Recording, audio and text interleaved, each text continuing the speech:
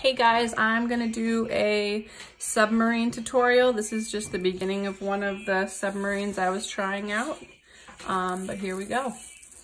All right, so the first thing I'm gonna do is I'm going to make the submarine body, and really what it looks like is kind of like a teardrop. So if you turn your page like this, it might be easier to start. And then it's gonna get nice and fatter on the bottom and nice and round.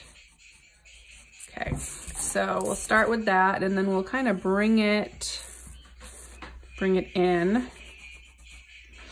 And then I'm gonna finish it off right here flat.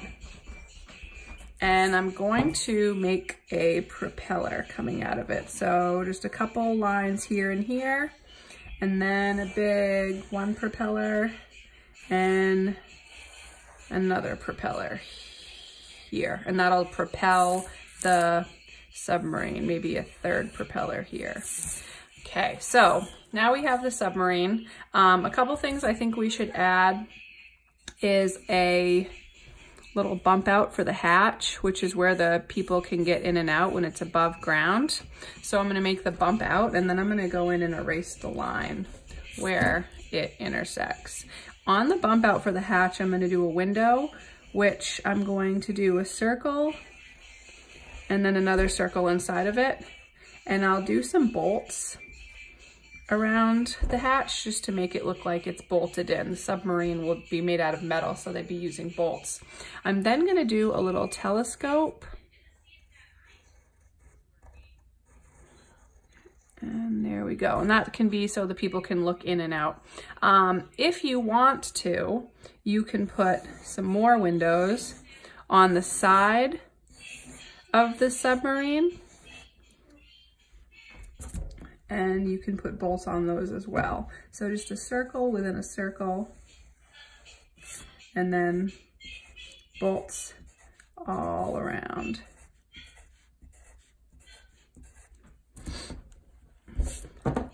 So I said already that submarines were made out of metal.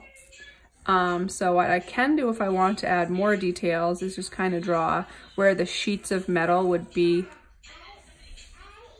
connecting. So that would be just separating the different sheets of metal. So I really liked the submarine request because one of my favorite songs is by the Beatles, and it's called We All Live in a Yellow Submarine, which I think is really appropriate right now, because We All Live in a Yellow Submarine is all about how we all share one earth and one environment. And the more we can do to be responsible and stay home and lessen the spread of germs is really helpful at this time. So just thinking about others by the actions you take. We all live in a yellow submarine. It was a really good message.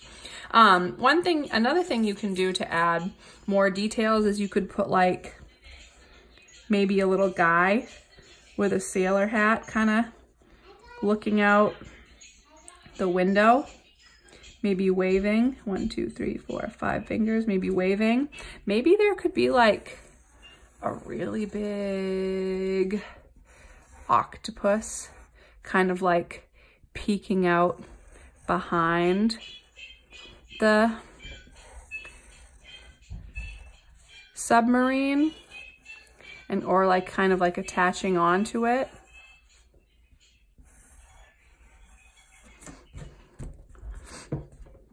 Just to add more details if you wanted to, you can add that or not. Maybe he's a nice octopus.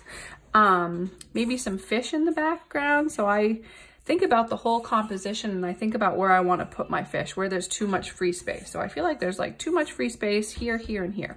So I'm going to add a fish going this way and a fish going this way, and maybe a crab.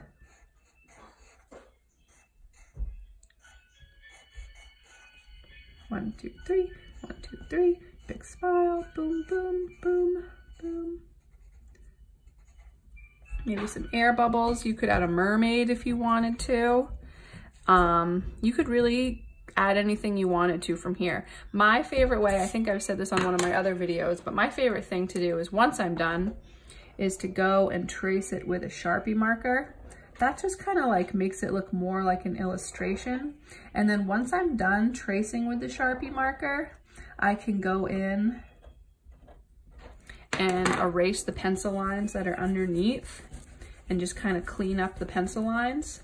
And then I can add color if I want to.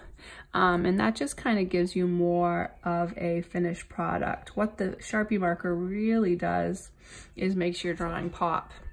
And you can add color if you want to. If you don't like to add color, if you're more of a black and white type of person, you could maybe just add more details with the Sharpie marker, like some textures, some waves, maybe some dots at the bottom to suggest sand, some